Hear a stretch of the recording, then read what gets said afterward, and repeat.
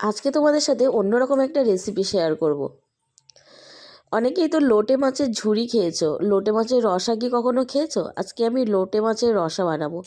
তো এখানে দেখো কড়াই আমি তেল চাপিয়ে দিয়েছি। তেলের মধ্যে দিয়ে দেবো হচ্ছে অর্ধেক সিদ্ধ করা আলু আর মূলো।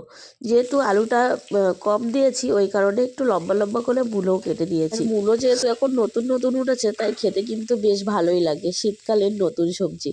তাই এর মধ্যে দিয়ে দিচ্ছি অল্প করে নুন আর অল্প করে হলুদ, কারণ আমি লোটে মাছের মধ্যে নুন, তেল, হলুদ, কাঁচা লঙ্কা দিয়ে ভালো করে মাখিয়ে রেখে দিয়েছি।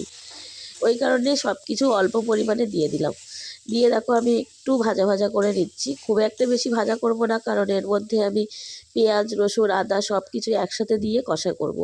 তো দেখো পেঁয়াজ কুচিয়ে নিয়েছি, রসুন অর্ধেক থেতো করে নিয়েছি আর আদা থেতো করে নিয়েছি। সবগুলো আস্তে আস্তে করে কড়ার মধ্যে আমি দিয়ে দিচ্ছি। আর এই লোটে মাছ দেখে অনেকেই নাক মুখ ছিটকায়, লোটে মাছ অনেকে পছন্দ করে না, কিন্তু আমার বেশ ভালোই লাগে।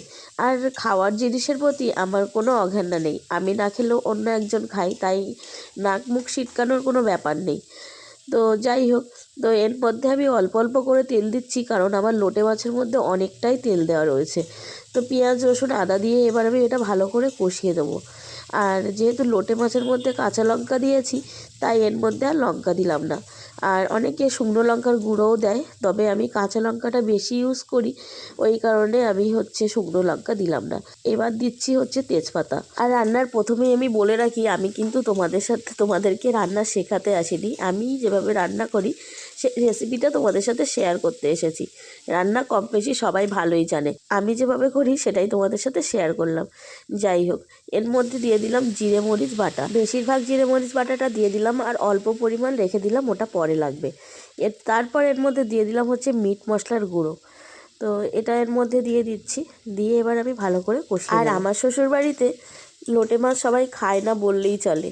তোমাদের দাদাভাই আর আমার দেওর এরা দুজনে একটু খায়, তবু লোটে মাছের ঝুরি খায়, এরা এরকম রসা খায় না। তবে আজকে আমি ওদেরকে রসাই খাওয়াবো, কারণ আমার অনেক দিন ধরে খেতে ইচ্ছা করছিল রসা। আগে একদিন এনেছিলাম, সেদিন ঝুরি বানিয়েছিলাম, তো আজকে ভেবেছি আজকে রসাই বানাবো, আর ওটাই ওরা আজকে খাবে। কষানো প্রায় হয়ে গেছে, আর এর মধ্যে আমার মনে পড়েছে যে আমি তো টমেটো দিলাম না।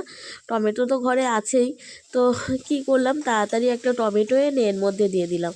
জানি না কতটা কষানো হবে, কতটা সিদ্ধ হবে, তো যাই হোক দিয়ে তো দিলাম।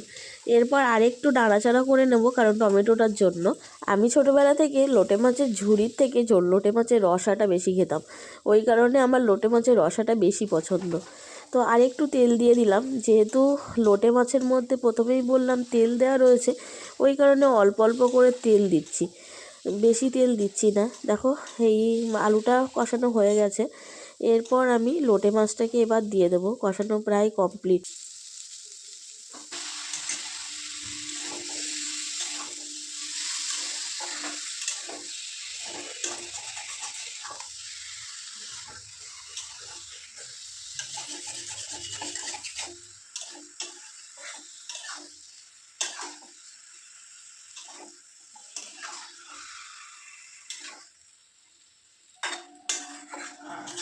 লোটে মাছ যেহেতু খুব নরম মাছ, তাই বেশি নাড়াচাড়া করা যাবে না, অল্প একটু ঘুটে ঘেটে দিয়েই আমি ঢাকা দিয়ে দিলাম।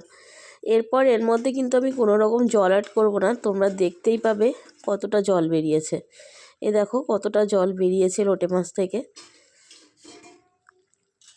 এবার আস্তে আস্তে করে আমি নেড়ে দেবো, লোটে মাছটা কিন্তু পুরোটাই সিদ্ধ হয়ে গেছে।